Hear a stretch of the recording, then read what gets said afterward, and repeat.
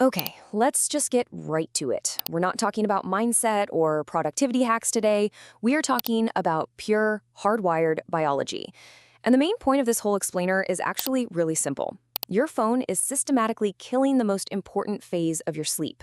So, does this sound familiar? You get your 7, maybe 8 hours, you check the box, you think you did everything right, but you wake up feeling completely foggy. You're chugging coffee just to function, and, by 3 p.m., you're just hitting a wall.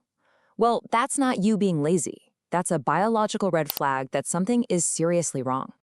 And this is the crucial distinction we have to make. We need to reframe this whole thing. For most of us, this isn't about the number of hours we're in bed, it's about the quality of those hours. Specifically, you have a massive deficit in the most restorative phase of sleep, and your phone is the one engineering it, night after night. So let's break down what we're actually losing here. For so long, we've been told to just measure sleep in hours, but that's completely the wrong way to look at it. Real restorative sleep is all about its architecture. Deep sleep, what scientists call slow-wave sleep, is basically your brain's overnight cleaning crew. And here's the critical part. It is dominant in the first third of the night. This is when the real magic happens. Your brain is literally washing itself out, clearing away metabolic junk. It's when you get a huge spike of growth hormone for physical repair. It's when you lock in memories from the day.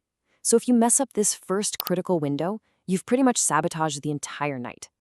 Now, I know what you're thinking. It's the blue light, right?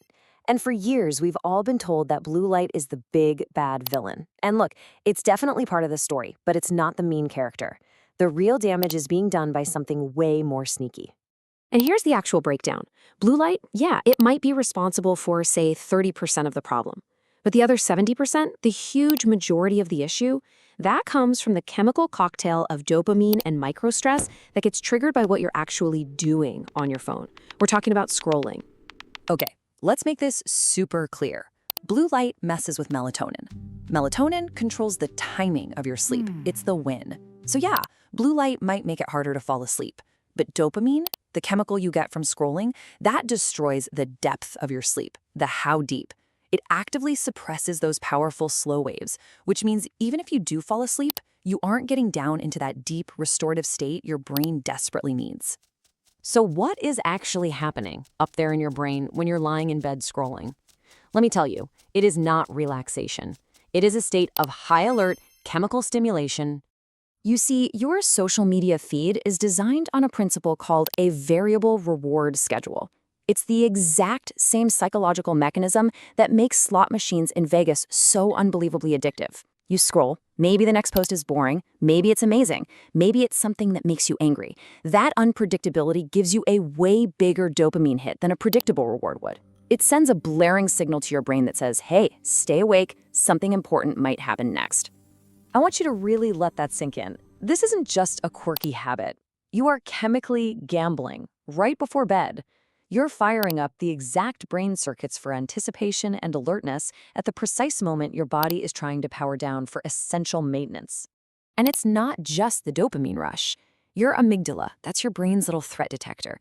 It doesn't know the difference between a tiger in the grass and seeing a political argument online. It reacts to conflict, to social comparison, to outrage, to uncertainty.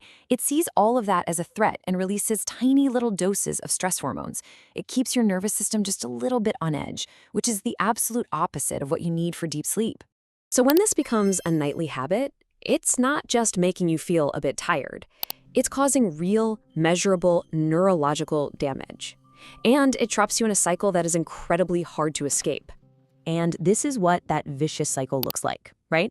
You wake up exhausted because scrolling destroyed your deep sleep. So what do? You pound caffeine to get through the day. But that caffeine, of course, makes it harder to fall asleep later that night. So you're lying in bed, you're wired but tired. And what do? You pick up your phone and start scrolling. And boom, the cycle repeats, digging you deeper and deeper into that hole. And get this. Research shows that after just one night of poor deep sleep, your amygdala, your emotional center, can be up to 60% more reactive. What does that actually mean for you? It means you're more anxious, small stresses feel like huge crises, criticism feels like a personal attack. You're basically navigating the world with your emotional skin peeled off. Honestly, this is the perfect way to think about it. When you skip deep sleep, all the learning and experiences from your day, they don't get properly saved into your long-term memory. It's like writing a whole document and then just closing the laptop without hitting save. You're not just losing rest, you are actively losing your memories and your emotional stability. Okay, so that's the bad news. That's the problem. But here's the really good news. The solution isn't some complex, expensive biohack. It's actually incredibly simple. It just requires some discipline around 3 totally non-negotiable rules. So here they are. Rule number 1, a fixed wake-up time. Every single day. Yes, even on weekends. This anchors your body's internal clock. Rule 2, no caffeine after 2 p.m. You have to let that natural sleep pressure build up all day. And rule 3, the big one, absolutely no phone for at least 60 minutes before bed. And I mean 0, no exceptions. That last hour of your day determines the quality of your entire night. Now, you can't just create a vacuum, you have to replace the habit with something else. And your goal in this hour? It should be to be boring. Seriously, read a real physical book under dim light, write in a journal, do some light stretching. The whole point is to de-stimulate. Boring is the signal to your brain that it's time to power down and get ready for that deep, restorative sleep. And here's the best part. If you actually commit to this, the changes don't take months. They can start happening in just a matter of days. Your brain has this incredible ability to bounce back, but you have to give it the right conditions. So, what should you expect? Okay, the first night or two, they might suck. You'll probably feel restless, you'll be tempted to grab your phone. That's literally dopamine withdrawal. But push through it, because by night 3 or 4, you'll start to notice you're falling asleep faster.